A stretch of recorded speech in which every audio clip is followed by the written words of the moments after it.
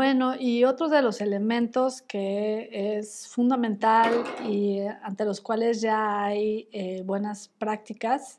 y bastante aprendizaje es, por supuesto, la profesionalización del sector público y los servicios civiles de carrera o el servicio de empleo, como se le conoce, ¿no? La profesionalización es un factor fundamental para el buen desempeño de los gobiernos, porque no solo permite brindar certeza y generar buenas capacidades, sino que también la imparcialidad en las decisiones de cómo se accede a los cargos públicos, pues permite una estabilidad y un desarrollo y una mejora en el desempeño. En México existe un servicio civil de carrera que no ha sido suficientemente eficaz porque bueno, hay varias razones, porque primero, bueno, hubo una falta de compromiso completo en la implementación del servicio civil que inició en el 2004 y porque esta ley tenía tantas restricciones que se focalizó demasiado en el ingreso y muy poco en la evolución y en la permanencia de quienes ingresan. Hoy en día es raquítico la cantidad de funcionarios que están en el servicio civil de carrera, apenas unos 34,000, y hay otros servicios de profesionalización a nivel federal, 27, según documenta la Auditoría Superior de la Federación, que tienen niveles de funcionamiento bastante diferenciados, teniendo los mejores resultados el servicio electoral y el servicio exterior mexicano, el servicio diplomático. En cuanto a los que están en el servicio civil, ¿no? Esas posiciones que se dan con carácter político, con criterios políticos. Entonces, creemos que la profesionalización es muy importante porque sí puede servir de freno para la corrupción al tener un servicio civil comprometido, eficiente, capaz, con experiencia y además que cuente con elementos de evaluación objetiva y con criterios de transparencia, no solo en cómo se accede, sino en cómo se desarrolla, se evoluciona, se evalúa y se tienen consecuencias con respecto al desempeño, porque hay una parte preventiva en cuanto a posibles faltas, posibles malos desempeños que puede detectarse de manera concreta y así evitar que en la función pública se generen estas burocracias ineficientes y desmotivadas. Hay una parte que es, vamos a decirlo así, intangible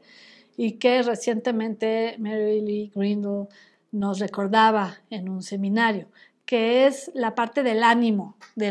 y del compromiso. Esta parte de la ética de la responsabilidad, como lo llamaba Weber,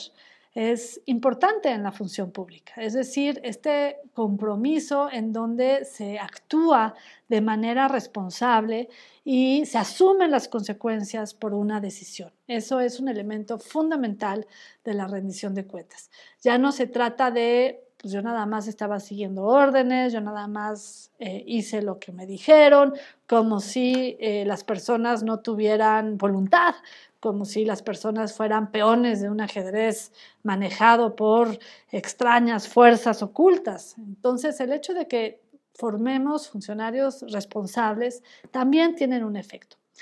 Estas personas también deben de compartir una mística institucional, un compromiso con los fines de la institución. Y tendrían que enfrentar,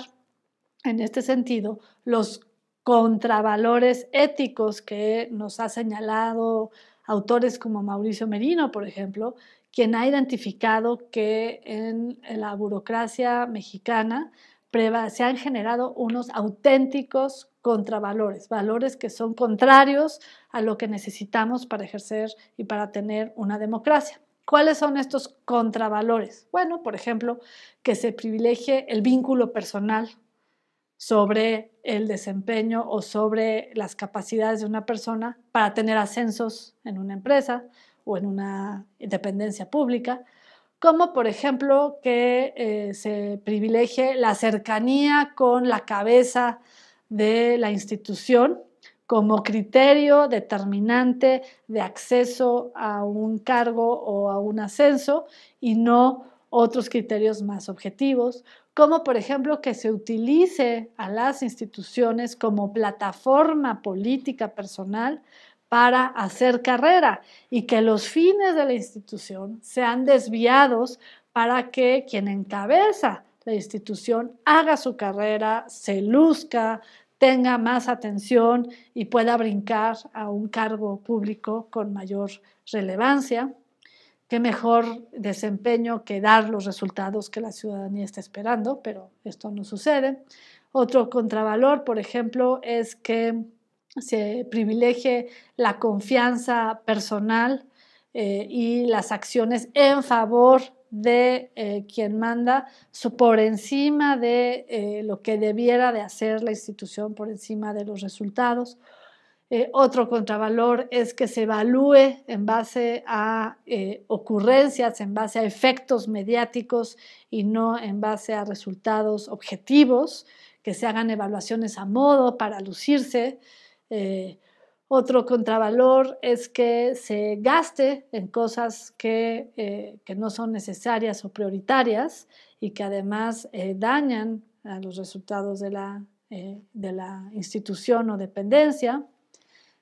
Otro contravalor es que se mantengan personas o se ingresen personas a las dependencias por cuotas político-partidistas o por quedar bien y que además se castiga a quienes hacen bien su labor porque se les sobrecargue de trabajo, hacen el trabajo que los otros no hacen, porque los otros están de bulto, están de cuota, y se sobrecarga a los que sí funcionan, entonces se genera un mal ánimo institucional. ¿Cómo generar un buen ánimo institucional? El buen ánimo se hace dando esperanza, dando confianza a los que integran la función pública, dándoles dignidad, dándoles condiciones, dándoles herramientas para que vean que quien hace bien su trabajo es bien evaluado y puede hacer una carrera en la función pública. Aquellos que entran y que saben que el mérito es premiado por encima de la política, de las relaciones o de los oportunismos. Eso genera un ánimo en las dependencias y genera sin duda incentivos para un buen desempeño. Hay evaluaciones sobre cómo han evolucionado los servicios civiles en América Latina. Desafortunadamente México, según una evaluación hecha por el Banco Interamericano de Desarrollo, no ha tenido evolución desde el 2004. Es una asignatura pendiente. Y si analizamos los servicios civiles o los intentos de profesionalización en el nivel subnacional, pues los resultados todavía son más alarmantes, porque no solamente no se cumplen con criterios, sino que no se promueve la capacitación, no se premia el mérito, no se tienen criterios de inclusión y ni siquiera en estados como los del sureste, en donde hay una población indígena importante, no se tienen estos criterios. No estoy diciendo que se sacrifique el mérito por la cuota de género o por la cuota de inclusión por pueblos indígenas, pero sí se deben de generar mecanismos para que estas personas tengan la misma oportunidad que tenemos otros y que en estados en donde la desigualdad es muy importante, pues no se generan esos mecanismos. Hay que generar las herramientas, las capacidades para tener buenas administraciones. Otras de las cuestiones que han arrojado las evaluaciones sobre servicios civiles a nivel subnacional es que existen los reglamentos, existen los parámetros, existen los criterios, pero no se toman en cuenta, son letra muerta.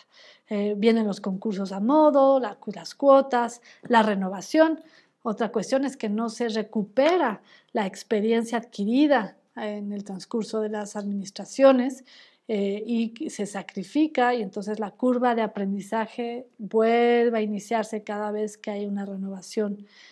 política electoral, lo cual pues sin duda empezar cada 3 años de cero o cada 6 años de cero pues genera rezagos, genera deficiencias y genera mala utilización de los recursos. Y por último, no se fortalecen